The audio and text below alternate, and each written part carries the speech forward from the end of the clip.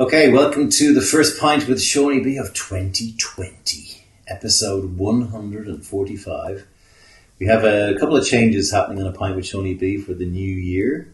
I'm joined again today by my partner and all-round funny egg, as I called it the last time, the Don. Yeah, it was kind of a high promise last time. There wasn't much comedy. You were funny. We were. You haven't got a fatwa put on you yet, have you? After last episode? Well, I don't know if I did. The last episode we talked about religion, and you can scroll back if you want to listen to it, where we had. I think we fairly picked on all religions, though. Yeah, there's a few we missed. We were an equal opportunities pair of bigots.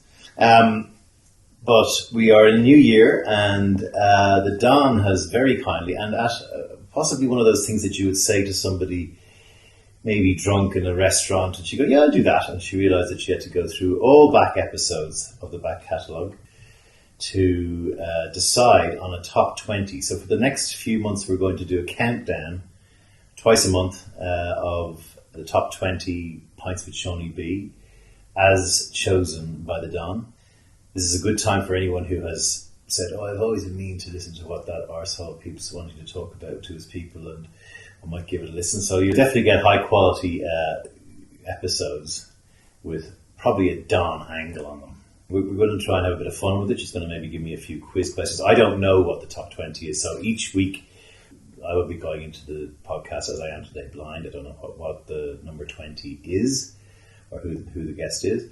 As always, on A Pint with Seaniebee, the Don brings a bottle. What bottle have you got for us today?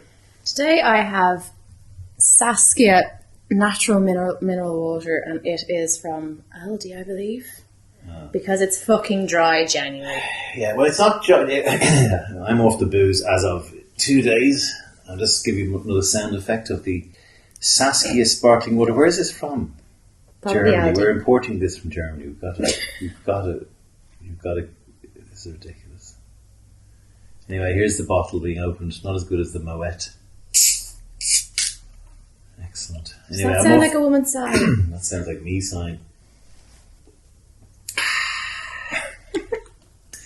Yes, I'm off the booze as of 2 days ago. We have we never go off the. I never go off the booze on the 1st of January. We always ease into the year. So we went to we went for a weekend away last weekend with our friends Garode and Joan. Hi, if you're listening, to Selbridge Manor, which was an experience. We try and pick somewhere a bit kind of where Donna can get dressed up in her furs, and she had a lovely 40s theme happening, a roaring 20s. We've got that sort of joke going on. But we went to this place called Selbridge Manor, which is a really lovely old house, about an hour outside Dublin. But wow, it's... Yeah, well, you see, I think Selbridge Manor is great because anytime I hear it mentioned, it's just outside Dublin, like literally just outside, and very accessible. So when I hear it mentioned, it's usually because somebody's getting married and they're having a look at a few different places. And Selbridge Manor, it's not massive, it's an old house, but it looks kind of tasteful. And when we were there, it was nice. And as the evening wore on, we realised quite a bit more. So by the time we came down for dinner was like it had been cooked 2 days previously and microwaved. And put under a hot lamp. Yeah. Food was shocking. And by the time we got to the end of dinner, we were, because the restaurant is beside the main door, by the time we got to the end of the dinner, I was kind of looking outside the door and I see these two big lads dressed in black with security. They have bouncers on the door. So this is like it builds itself as actually there's a brilliant bit of graffiti in the rooms, and the rooms were quite nice. But in the rooms they have those little folders with all the info about the hotel, and all of the stuff in there was tatty and out of date and dog-eared and not fucking replenished as if they're trying to save and what, I don't know. And there was one bit about the hotel which was like, Selbridge Manor, built in 1737, is one of the finest 4-star hotels in the Dublin region. And someone had just really nicely penciled out the 4 and put a tiny 3 on top. So obviously a guest had done that, and then it was left in. It was a beautiful piece of graffiti. Yeah, they had bouncers on the door. There was some country and western line dancing bullshit on, I think. I mean, it was very country, wasn't it? It's the next parish over once you get outside Dublin. You don't expect it to be like the Midlands, but it did have that everyone looks a bit too much like siblings vibe. And, all women over the age of 50 wear the handbag across their chest. Between their breasts. which is a particular sort of look that you know where you're at in those kind of places. And I went out for a cigarette and I was chatting to the bouncer. I was like, "Oh, they have security on." He goes, "Yeah." I said, "Oh, you just on tonight?" Or, "No, every weekend." Like, "That's interesting, yeah. And what we've got a band on. What kind of country western?" Right. And I said, "What kind of crowd are you expecting?" I said, "Oh, they'd be locals, like, I mean, mainly a bit older, but we'd have younger as well." And he kind of paused for a minute and I stared at him and he said, "And there'd be a fair few travellers." So I was like, that was the reason for the security, apparently. So the Irish, we have a ethnic very small minority of people in this country who belong to the travelling community, who are, I guess, they're a bit like Romani gypsies. They're people who have historically lived on the road, travelling in caravans. They believe in horses, and they have had a very problematic time of it throughout their history of the state. They're very marginalised. They have the highest suicide rates of any cohort in Ireland, and it's very difficult to work out how best to look after them properly, which is what they deserve. Yeah. Anyone who's not that familiar. So one of the things with travellers is they have a very hard time booking hotels for things. So they might book a hotel for a wedding or for a funeral, and that's all fine, and then they get a phone call back a few hours later because they've copped they belong to a certain family. And to an extent, you can understand with massive weddings because frequently there is trouble. So you can understand the fear there. But what also happens is families just go out for a carvery are denied at the door in front of their kids. Yeah. And that's... I mean, I don't think they should be discriminated against at all in general. So when I saw the bouncers were there, I was like, why are the bouncers there? And it was to keep travellers away, which is... Especially when you consider the crowd that they did fucking let in. Yeah. I'm pretty fucking sure the travellers are not their problem. No, there were some choice guests. I mean, it's a minefield to explore this. That's where the core of Irish racism. That's the epicenter of it, I'd say. Yeah. Well, we didn't have other races. We had you'd have the odd doctors' kids that were Indian, but generally everyone was white and Irish. But we did have the travellers. The Poles arrived, and they're all. Around 98, we got the first influx of immigrants, and they would have been Nigerian. The Poles didn't arrive until maybe 2002 is when we got a lot of Polish people coming, and they never experienced the same level of racism because they're white. Anyway, Ireland has I don't know, I always ask taxi drivers or people who I meet who are of colour whether we're being nice to them, and I generally get an okay reply. I think we're reasonably decent. There's just this, I'd say what it is there's this constant tiny minority of the Gemma O'Dohertys of this world who are out waving their flags and singing Wolftown songs and slagging off anyone who's not from Ireland. And then under that there's a good 10, 15, 20% of people who would pick up the pitchfork and the flaming thing if they felt there was something happening. Would you agree? Well, I think there's a lot of people who are quite racist. So if I put it this way, and this can apply to lots of other countries, to Britain, to America. If you say, what about immigrants? A lot of people say, we have to look after our own first, and they get quite that way. So I think there's a huge part of the population that would say, look after our own first, and, in theory, don't like the foreigner. But then you put him sitting in a taxi with a foreign taxi driver who's chatting away, and they go, oh, sure, he's different, he's one of us. Exactly. Or your man that, every town has one of those, your man who delivers from the Chinese, he's dead, he's a Dublin accent now, he's brilliant. So we don't like them when they're them. And I say we, there's a huge... We like them individually, but not en masse. Yeah, and I say we. There are a lot of Irish people that have no time with this, but there would be a huge selection of people who have an issue with Johnny Foreigner until you're sat down with them, because then we can't do the us and them and the othering. Then they become a person, and we go, Jesus, no, not like that. But you were like that about gay people. Yeah. 15, 20 years ago, it's like, no, I don't like that. Wait until your son is gay, and you go, that's different then. Yeah, this country, we're recording this on the day that a snap general election has been announced, which will actually be taking place before I go back on the booze. It's that quick.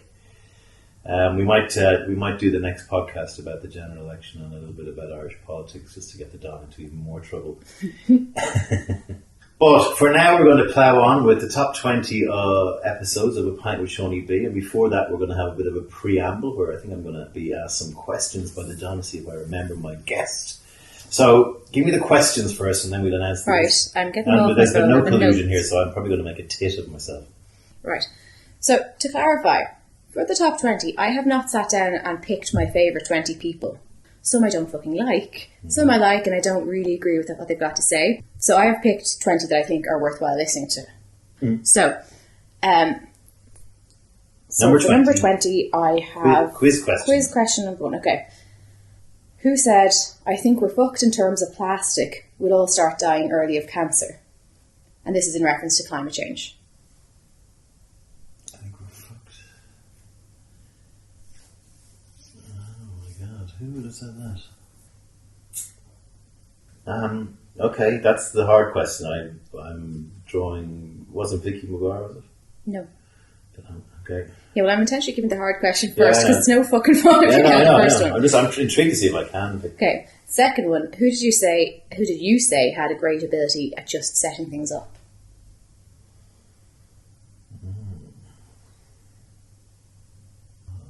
That rings a bell. No, next question. Who said of the Cannt Festival, it's a bit icky? Oh. Okay. Is it a woman? Yeah. Laura Jordan-Bambach? Yeah, well done. All right, so Laura, she has an amazing video online of her talking about just don't be a prick. Don't be a dick. Don't be a dick, where she got up in front of some big conference full of advertising and marketing people. And she just, like, when I saw that, I was going, okay, that's, Siberia and all the stuff that I write is right in that sweet spot. And people hate it. People, like the ad industry in particular, hates anyone who in any way questions the integrity of or behaviour of people in advertising. So last year, I made a concerted effort to try and get some of these women leaders to talk on the podcast about glass ceiling, about trans issues, feminism, stuff like that. And it was great. And she was one of them. We met in her home. She sent me a really nice note the next day saying she'd been having a really bad day and she was really glad that we had the chat. She's, I think, a genuinely good person. Yeah. What did you take from So hers was largely around feminism, which you've a few in the past year. This one would be mostly glass ceiling stuff and women in advertising, media. And she set up SheSays, which is... SheSays, yeah. Oh, sorry, SheSays. Which is a mentoring program for women. In the discussion, I find it interesting when you talk about... You'd mentioned how some of the best bosses you came across were women. But then there was also talk about how certain women, when they're in a position of leadership or when they're in power, feel the need to act like men and do the ball breaker thing. It's something that I've been watching in the past year and paying attention to a lot. I think that there are two types of women in leadership. There are women who decide to be mentors and make an active decision that I want to mentor other women. And I call it's the people who hold the ladder. So the particular thing that came across in this interview was about holding the ladder. And I think there is a massive lack of that. Like, I'm 30, a lot of my female friends, I've all had those bosses who are harder on them than the lads and are bitches to them. And I think there are two types. I think you've got the mentors that actively decide, she's smart, I want to hold the ladder for her, I want to see her get on, and we do need to have these women's breakfasts and things like that. And then you have the other type of woman who frequently will say that she's a feminist because it's fashionable to say it. Like in Irish setting would have repeal on your Facebook. But in reality what they actually do is they only respect women 10 years older than them. They refuse to hold the ladder for anyone younger because the reality is they're wearing the glossy, of course I'm a feminist, sisterhood, but they absolutely fuck anybody younger than them under the bus. They refuse to mentor them. And it's kind of like, well, I had to work this hard and I want to be special because I like being the only girl in the room. I don't want somebody else to come along. That's my thing. And I just think it's cunty. And then you see women like Laura, and it's not about man hating, it's none of that, but it's about holding the ladder and saying, okay, well, we have equality on some things, but why are there so many women doing STEM subjects and then they're not progressing? So where are they going to? How do we actually look at fixing the problem? It's mentorship, and I genuinely think, to a large extent, most women in power, they either have to actively decide that they're going to be mentors and decide that that's something they want to do and that they care about it, or they slip into this competitive bitchy thing, which really is just pulling up the ladder behind them because they want to be special. And those women will always say how women older than them are great, but they will never hold the ladder for anybody younger. I would say that I see a lot of that in men as well. A lot of it's almost like just the competitive bullshit of office politics. You know, when I was in America, there was a lot of people who were in planning with me, and they'd be always like sniping at other planners who were around their age or younger, and they're terrified that someone's going to come from nowhere and be better than them and take over their fucking position on the ladder, and so they don't tend to help. Yeah, but and then there are lots of people who help, who go, best thing to do is hire someone better than But what happens with men, which is actually one of the reasons why that's often come up, why women don't progress, because men get to a certain age and then they get their little protege. They have to. And it's somebody that reminds them of them, which is why, to a huge extent, I think an awful lot of men are not sexist, but I think women aren't necessarily hired or promoted because men look after a protege that reminds them of them. Men, you have to have seen it. Once men are in their 40s, they're heading for 50, they get a young fella in their 20s and they go, oh, that's like their work son. They get that. Well, you look at... Which is a vanity thing. Well, it depends on whether it's a vanity thing. I could...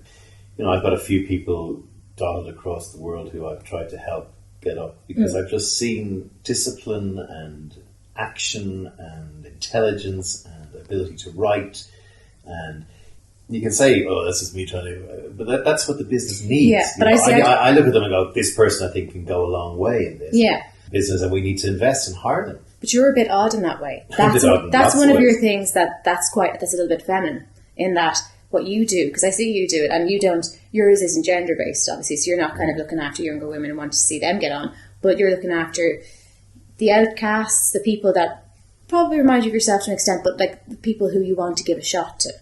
So that is similar, but it's just not gender based. But you have your mentor thing where you want to hold the ladder for other people like you, or maybe people who didn't have the same opportunities as you. You do that, but frequently men will hone in on their little mini me, which is a different thing. It's a vanity thing. Problem is, women don't tend to get a mini me at work. So women have to either be like you in saying, it's not a vanity thing, but saying, I want to mentor people. I want to see people do well. I want to see people who might have missed the opportunity without a little bit of coaching. I want to bring up confidence of women who work really fucking hard. And an awful lot of those women will be tough on the people that they mentor. And, if you're not going to bother your arse, I won't bother.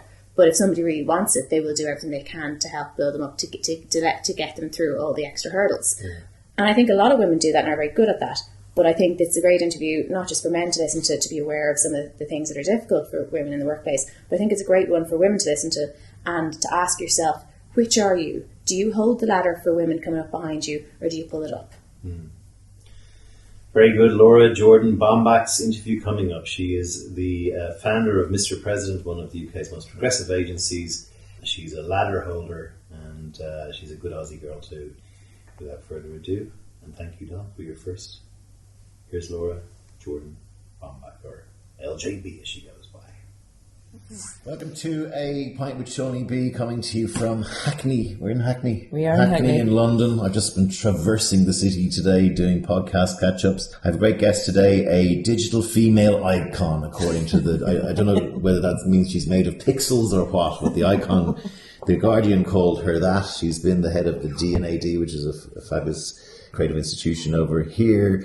She's been coding, which is, I guess, writing programs on computers since 1994, which to me seems even before computers were around. She's a very staunch feminist, and she set up a really cool organization called SheSays, which is a mentoring organization for women. She's a creative director and founder of a very good advertising agency called Mr. President. She's a digital designer. You've a long list. You keep going on. Her name is Laura Jordan-Bambach, right? Bambach, yeah. There's some stuff that you'll see in the blurb to the podcast of some of this one talk in particular that I was very taken by. Maybe we start there, which was your "Don't be a dick" talk, which I think was a couple of years ago. It was. It really resonated with me. You go on about alpha male culture in the advertising business, which particularly in New York, I just found extremely debilitating, and also a culture of rats in a cage, I called it. Getting people not teamwork, not looking after, being a dick, basically. Yeah. Actually, encouraging people to be dicks. Yeah. Tell me this approach you've taken to sexism and gender imbalance. Yeah. Well, look, I had quite an incredible experience when I was quite young. So 17, living on the outskirts of Sydney on kind of a farm, as it were, on 5 acres, coming into town with a friend of mine in the car to go to basically an art summer school. Sort of looked up in town to this billboard, and there's this amazing, like, wild computer graphics billboard with the faces of these women on it. It was actually V&S Matrix, quite a famous cyber feminist group of women artists based in Australia. And it was their cyber feminist manifesto, which is full of wonderful, wonderful filth, like the clitoris is a direct line to the matrix, etc., etc., etc. So it's their manifesto. They put a billboard. It was there, and I just went, "That's what I want to do." Right. You know, I've always been sort of very good at, I guess, the math side of things. I always wanted to go and do art type things, and I just saw this and went, these two things can come together in a way that's really interesting and provocative and powerful. And, you know, I guess speaks to me at that time as a young woman with all of that kind of faith in being able to change the world. My parents had always been very, very supportive of me, but I was always, tomboy isn't the right word, but, you know, I wanted to join Scouts and not Girl Guides. My dad went to the local council and fought for me to be in Scouts. It didn't work. I was the only girl in an entire male league playing football until I was about 15, and then they forced me to play in the girls' team. Aussie rule or soccer? No, soccer. Right. Yeah. You know, I was always doing lots of boy things. All my friends at high school were 4 guys, and the school I went to actually in my year had 100 guys and 20 women. So I was always kind of the only woman amongst men. And so I saw a lot of the wonderfulness actually that men have, and then also a lot of that kind of bravado and, you know, them limiting themselves through this idea of machismo, what have you. And Australia is a very blokey culture. It is, yeah, and so I went, when I saw this poster, like, that's it. I can have a voice and I can talk about these things that I'm really passionate about. Both, you know, I want equality for women, but I want guys to stop being dicks as well, because it's so self-destructive. And then the internet happened as I was at university, I think in my second year, when Netscape came out, and I was already doing computer art and that kind of thing, and just went, that's it, I can actually create my message and put it somewhere where potentially the rest of the world could see it, which was probably about 20 people at the time. Yeah, that's kind of how I got started on the internet. You've been doing it a quarter of a century. Has there been... sorry for putting it like that. Okay. Has there been... have we made improvements? You know what? Absolutely. So the other thing I was doing in 1994 was met an amazing woman called Rosie Cross. So she founded something called Geek Girl, it's a cyber feminist magazine and website. And she brought me on board and said, look, anything you can learn to do, coding and design and what have you, I'll give you a platform. And so I basically became the designer and coder of the site and of the magazine. She was just such this amazing, inspirational, wonderful person, but she just really, really pushed me just to pick up new things and pick up new technologies. You just couldn't find women. You couldn't find women interested in technology and creativity. If you found a woman, it was a man pretending to be a woman. Yeah. And the conversation was it probably for 10 years after that, maybe even 15 years after, has always been, oh, but we're equal, like there is no problem. Feminism was a really dirty word. It was really difficult to get feminist conversations off the ground because it was like, oh, don't be stupid. You know, we've got the same rights as, you know, the same access to stuff as any man.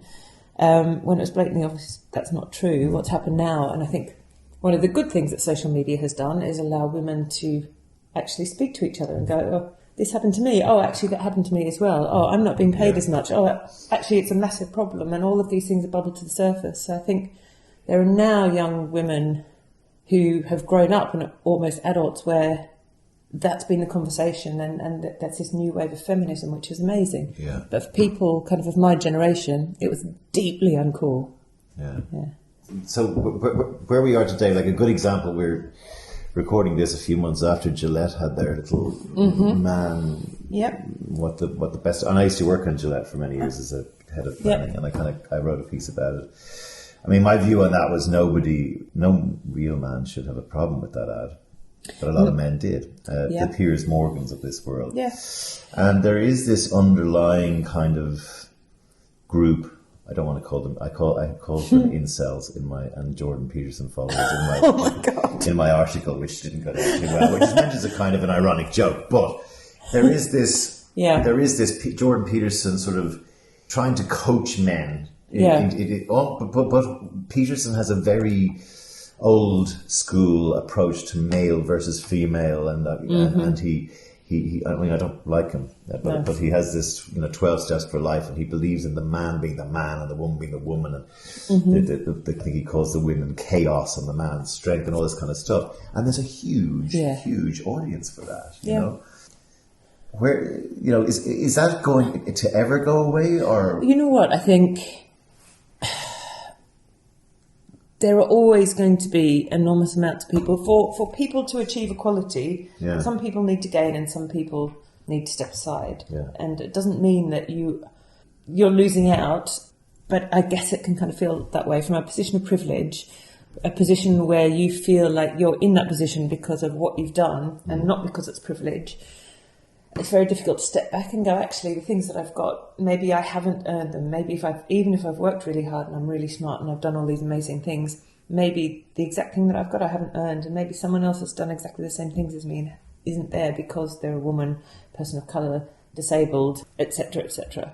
So I think there is always going to be an enormous amount of discomfort from the people that hold power, because that's the way it works. At least now there are conversations around it, and actually you're starting to see men calling men out a little bit more. So it actually made me cry this morning. I was reading Sydney Morning Herald, because I follow the Australian Women's Aussie Rules. Right. And there's an amazing Carlton player. She's fantastic, and one of the news channels posted a picture of her kicking a ball in this like classic Aussie Rules pose with like a leg up in the air, really strong, wonderful. Got so much vitriol and vile abuse from men, pornographic, sexual, just saying that she was a shit player, finding clips of when she'd missed the ball and reposting them underneath, going like women are crap at football, etc., etc. The news outlet took the picture down. Then they got a whole lot of kind of crap for going, well, all you're doing is silencing the woman and not showing her achievements rather than tackling the abuse. But actually what's happened over the course of the last day or two is this been a huge wave, including in Parliament, of men standing up and going, actually, we've got to call this shit out. We do, yeah. Like, we can't just be quiet, and we can't just take down the picture of the woman and hope it goes away. We've got to call out this bad behaviour. How much of it do you think is bot-driven? I know some of the people in Gillette who sort of, when they dug a little bit deeper into all the vitriol, that it was kind of organised. They're saying it wasn't as dramatic a kind of backlash as... You know what, I believe that, I absolutely believe that. I think... It wasn't that good an ad anyway. No, it wasn't fantastic. It wasn't the most amazing ad, but it was a statement that they have the right to make as one of the biggest brands for a billion men every day use Gillette. Yeah, and women, actually. And women probably buy most of those products for the men. No. Also true, about 40% of sales are from women in supermarkets, Yeah, so, I thought for that, it was bold and brilliant, and whether or not it even increases sales, it's interesting to see how brands are now jumping properly, wholeheartedly into going, we need to be doing more than just selling. We've got a responsibility to fix some of the shit that we might have caused. Or tell me how you got to forming SheSays and when you did that and what drove you to do that, because you got into the digital environment with the Geek Girl and all this stuff. Were you starting to experience, even back then when you were just starting off your career, the sexism and feeling you wanted to do something about it? Yeah, no, absolutely. I've always been very passionate about gender equality, actually. It's the one thing that has really sort of driven me across everything that I've done always.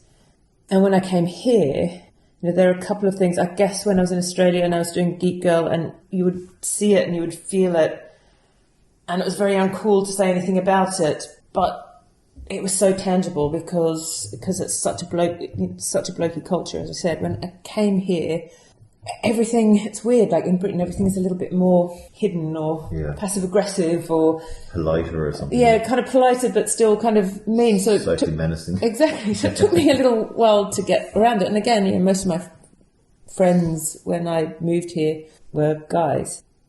But yeah, I would see it all the time, but it would just kind of fuel me to go, basically... well, fuck you. I'm just going to be better at you than this. And so it was that kind of fighting spirit, I guess, that drove me. I realised when I was sort of heading up a department at an agency, I had a friend, Ali. She was a creative director at another agency, digital agency. And we knew each other because we were always the only two women on any digital panel. Yeah. So it was like, hello, woman, hello, other digital woman. Yeah. And then we found out we lived next or near each other. And so we went for a drink one night and said, we've got to change it because she was very similar to me. She's Brazilian. She grew up in a very macho culture before she came here. And she kind of learned how to fight, take it on the chin. But we realised for like so many women here in the UK, it was really, really hard, and that we needed to do something to help girls. I'll say girls because, girls at high school, young women at university, then into the industry. We had a look at, the art and design courses and what have you, and 51% of the people taking the courses are women, and we had 0 people even putting their CVs forward to our agencies. And they were reputed, they were very cool agencies. Well, this is the question. So the question was, where the fuck are they going if they're not entering creative departments? A lot of them went into production, a lot of them went into teaching, a lot of them just went and did something else. But we were thinking, what is so wrong with our industry that the women just disappear and they don't even give it a go? So we had one meeting, and actually from that, what we got from that is that the network of the women that we had in the room, there was about 20 of us, there was something really magical in getting those people together face to face and talking about the issues and putting plans together. And so we were, okay, we'll do another one and we'll do another one. And then SheSays was sort of born organically from that. And then suddenly we're doing an event every month, and suddenly we're getting 100, 200 people at events, and we're finding out what these causes are and what's holding women back.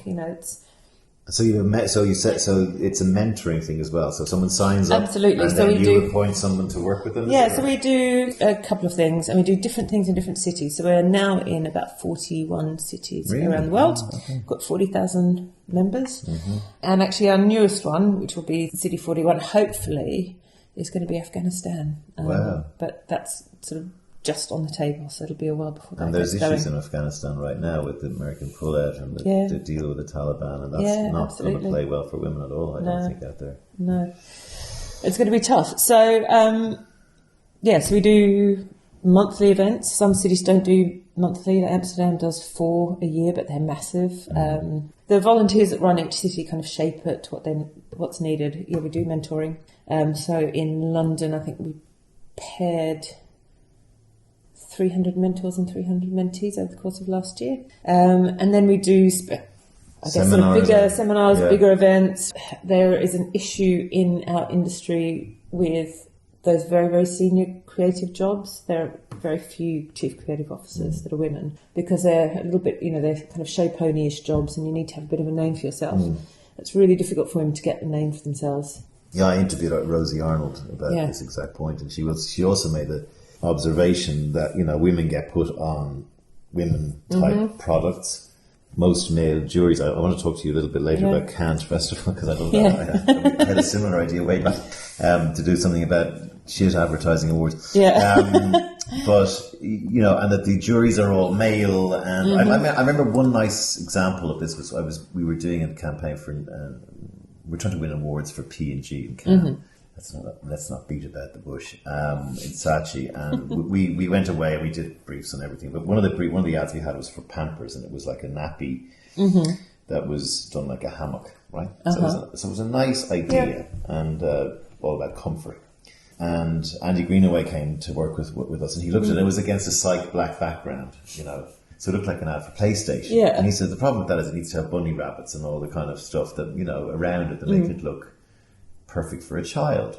And we're like, because we were making the ad tonally look like what was winning PlayStation, all that kind of stuff. And the other observation I had, which was in Sydney. I took charge of an agency which will remain nameless, George Patterson Bates, in 2007, and I was CEO there joint CEO there for a couple of months, and amongst other reasons, it was the only real time that I saw massive sexism to the point of way before Me Too-ish stuff. There were women working there who were senior account people who told me that they had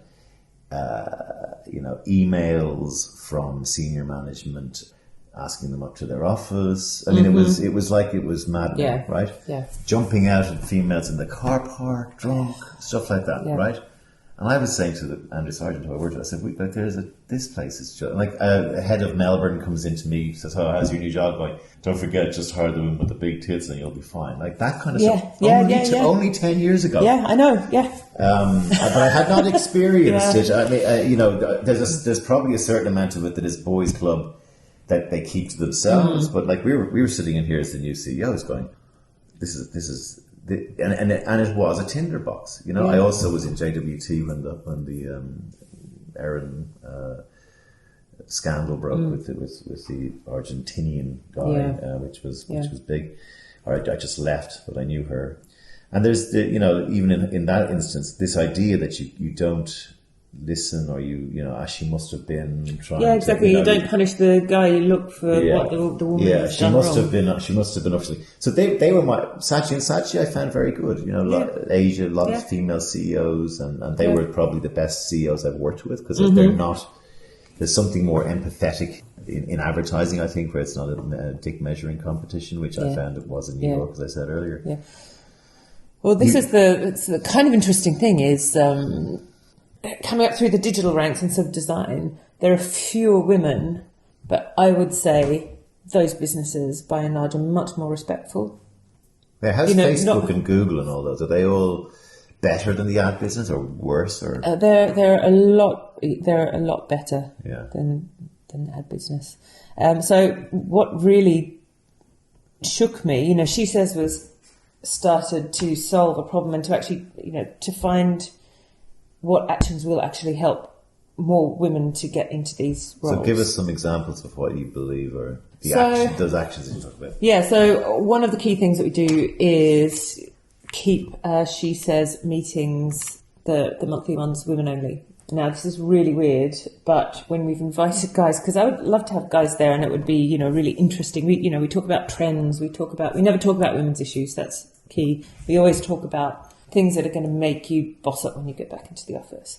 But you get a lot of women who are suddenly intimidated and they don't ask questions. So it's basically safe space to ask questions. And then that's a weird thing to say, but literally we've tried it and it hasn't worked. So we've had to sort of pull back and not allow men in those monthly meetings. If we're talking about... You mean when men were there... Women stopped asking questions. Really? And I know that's something that obviously women need to work on, but it's something that culture needs to work on, allowing women to speak and have a voice and have an opinion and not to be afraid if they don't know something. Yeah. We do as much as we can to arm them with, how to run a better agency, how to write a better brief, how to get to a more creative place, how to be comfortable with sort of ideas that scare you, how to negotiate, how to sell your work, and, even practical things like, how to run a meeting and that kind of stuff properly so that you're heard and not spoken over. But a range of ways where women can help and support each other and grow each other, and that's where the mentoring comes in. So whether it's having a buddy at work and you can speak for each other and help each other to grow, or having a mentor that can help you with these problems so it doesn't feel like your first fuck up is going to, be your last. We get a lot of successful women to come and talk about how they fucked up, actually. And it's critical. Yeah, I actually find it hard to get women on this podcast. Yeah. I have to, and it's not for anything other than they go, "Oh, no one wants to hear my story. I don't really feel comfortable doing it." And men are like, "Yes, let me talk to you about whatever." I don't want it to be a quota driven, because the way I do it is you're going to recommend hopefully 3 people from, and that's how I find my guests. And as it happens this week, I think I had 4 women and 3 men. But it's hard. And they don't want to. The women don't necessarily want to be on. Yeah, well, actually, one of the things that we found that spurred SheSays into being formed actually 12 years ago was I was looking for a junior flash designer for my team, and I had a man and a woman, identical CVs, 6 months experience, straight out of college, both really good colleges. The man came in and went, "I can do it. I've been doing it for 6 months," and the woman came in and went, "I'm not sure I'm ready for this. I've only been doing it for six months." Oh, I did. The truth. Yeah, I did. However... Don't be a dick. Yeah. However, if you're not attuned to the fact that because of culture, not because of a lack of being adequate from women, but you're told from such a young age to limit your potential and that you're there in the service of others and You need to know something 100% before you can put your hand up. Those effects are huge. And so when they say women have got a confidence problem, they do, but it's not one that they've caused. It's one that has been kind of put upon them. And that's part of what we try in SheSays to help to shift, to get women to go, oh, yeah, actually, you know, I mean, is there also, though, a sort of a spotty geek male 24 hours behind a computer in this business, right? In the coding and gaming and all that stuff, it's women have better things to be doing sometimes. Right? Yeah, sometimes. I mean, you know, but women can do that too. Like, no, of course, yeah. Exactly. I mean, and that's is the there thing, numbers? Is there kind of is that part of the numbers thing? No, they're just. But you know, it starts if we're talking about coding, and there's been a lot of talk around kind of STEM, getting more, you know, girls to get into STEM subjects. Again, it's this limiting behaviour where so many little subtle things tell women that they can't achieve, or they're not going to be very good being an engineer or being a scientist or studying maths or doing any of those kinds of things. And I'm just very lucky that I was super stubborn, and just every time I came across that, just went, oh, fuck you, I'm just going to do it really, really well. Well, so there is also women who I've spoken to who, you know, about this issue specifically, also in the advertising business, who felt maybe they had to become, you know, they had to play at the big boy side, especially in Australia, where it's the John Singletons and the colourful racing identities, and these guys who are out punching each other in the face after a few drinks. And yet tempered with the idea that I believe women have much more empathy than men, and they're kinder and all this kind of stuff. That's where I despaired, I think, when I went over to America with the sort of the orthodontically perfect bosses with the braces who were absolute dicks, you know, behind the scenes. And I felt it an awful lot more in Australia than I did, say, in Asia. Yeah. Is it? I mean, is it? When does it become time to close down? SheSays. When there's equal representation within agencies, within creative departments. Where are we at now? 60-40? Or? In creative departments, we're at about, I want to say, it's under 20. It's like maybe about 18% women in creative departments. But you move to, I mean, I think that's it. It's again for probably some wrong reasons. Yeah, exactly. Producers more women because they're the ones that make shit happen. Planners seem to, I don't know. That's a good question about planners, actually. Well, my experience would be, certainly I worked on P&G for many years, so there was a lot of women because so much of their products, or they tend to want to put women on. And again, on Gillette, we had 3 female planners, not on the Gillette male side.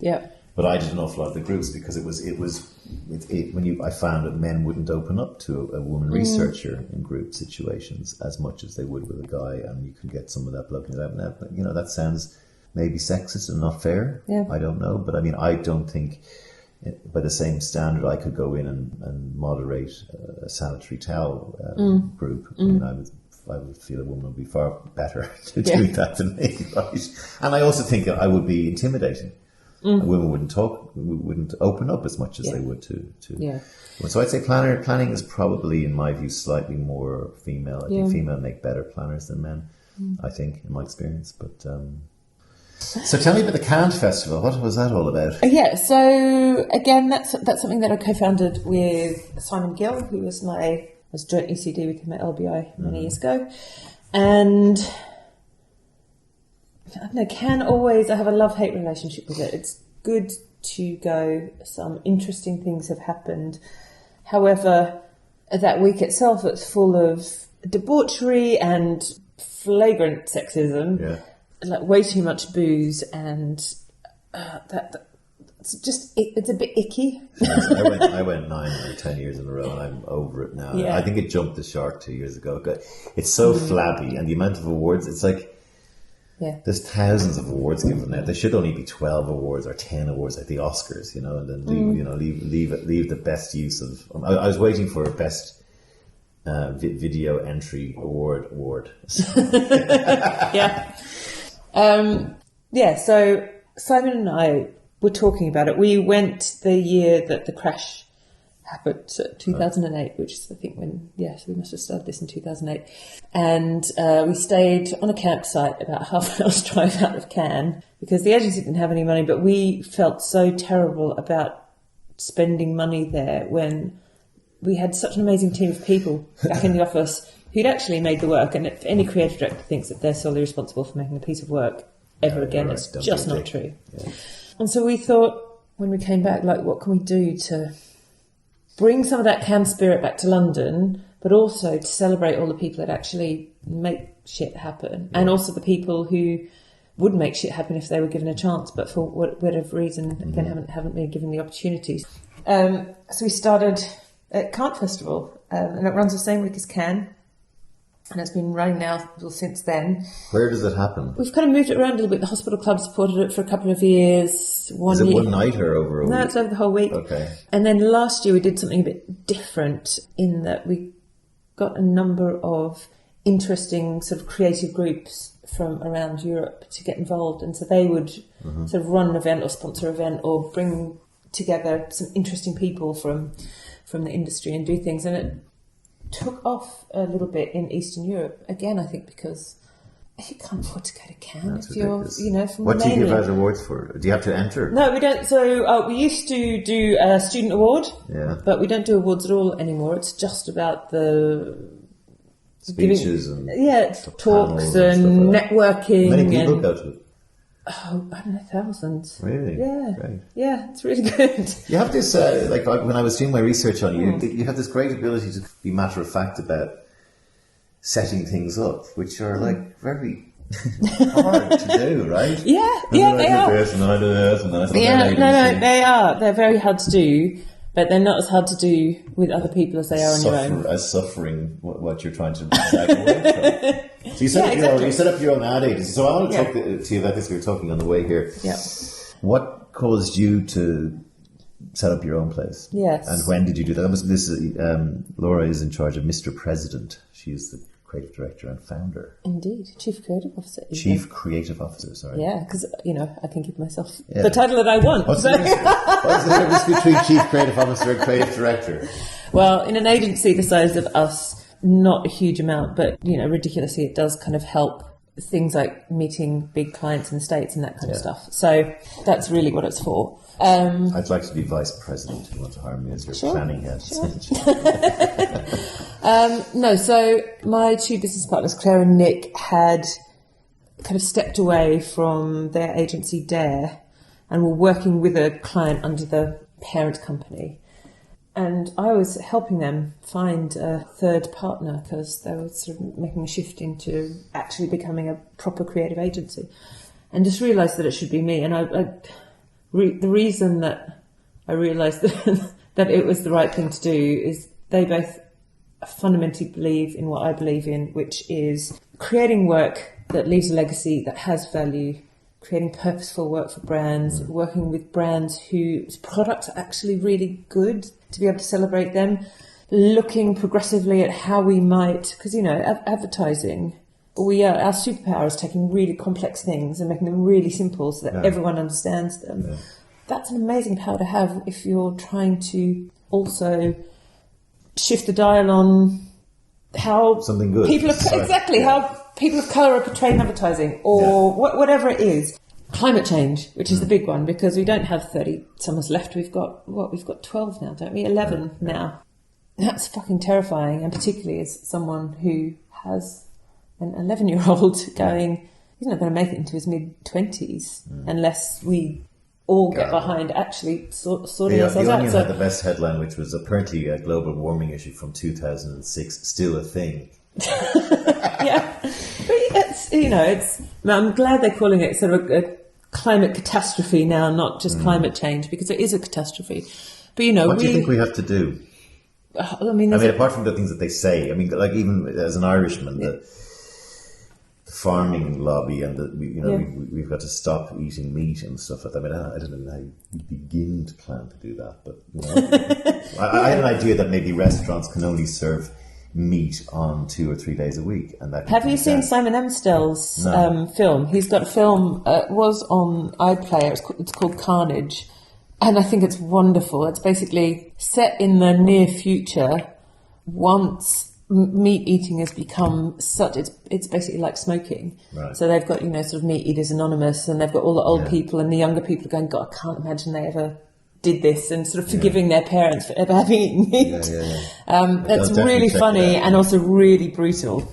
But yeah, look, that is, like it or not, that is actually one thing that we can all do to help with climate change. Obviously, plastic bottles, which I now refill, but up until recently I went, oh, they're plastic bottles, but they're recyclable, it's fine, I'll put them in the recycling, it'll be fine, and thinking I'm doing something good. Just don't buy them. Exactly. Try to buy cotton clothes, because the little tiny microfibers that come off non-natural fabrics are in the bottom of the Mariana Trench. So there's a lot. Do you think we will go?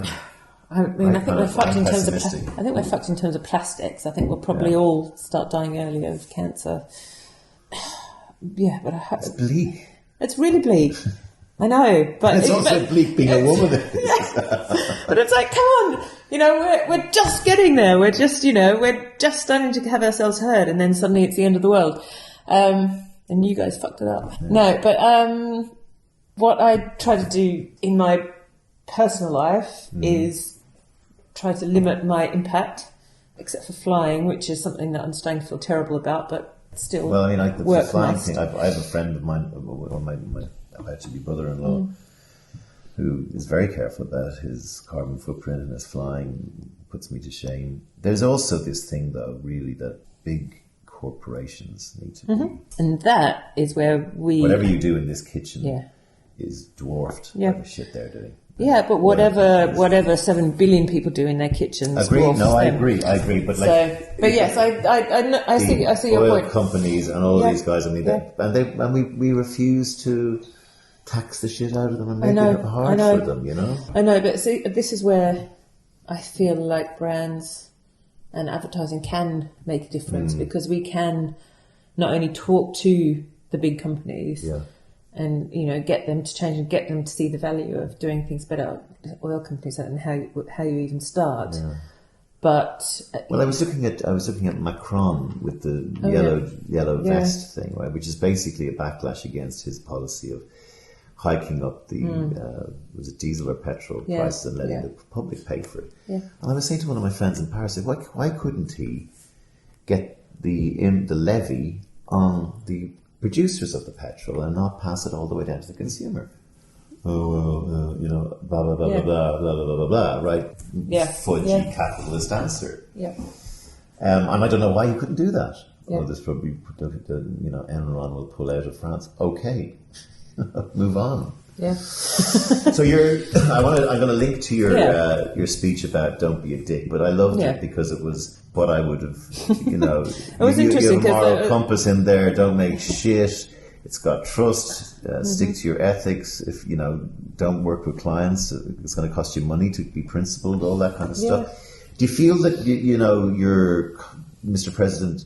Is it hard? It is really hard, and it's really hard at the moment. The economy in Britain is not great, and we have a major chasm. I don't know what's going to happen, but it's been tough for everyone, and on top of that, the industry's changing really rapidly. Well, traditional agencies are collapsing like a fan in a cupboard. Yeah, as Eddie Izzard says. And there's a company I'm sort of working a little bit with in Dublin called Company of Huskies, who were a digital agency, and they've kind of judo rolled their way into getting most of the main stuff, because as clients don't use the word digital anymore, but they have got in the door that way, and they're more nimble and they're more agile and they're probably more principled and they're less. That's the thing. What my experience of digital agencies was a lot of freedom, a lot less hierarchy, a lot more respect, a lot more camaraderie, a lot more collaboration. As you said, it's agile. The answer doesn't have to be something that's pointless. You could actually solve a problem with the answer. A lot of and respect for staff. Respect for staff, respect for the clients, and also empathy, because if you are making digital products, your key thing as a designer or creative is to remove all the friction and make it as joyful for the person using it to use as possible. So you really get to understand and get under the skin of other human beings and put yourself in the feet of other people in a way that I don't think creative traditional creatives have had to do before. So I think, traditional creativity, at Mr. P, we have a blend. My ECD John is extraordinary. He's the fourth partner of the agency, and he's come through that traditional agency world, I guess, Crispin Porter and where have you. He's absolutely brilliant.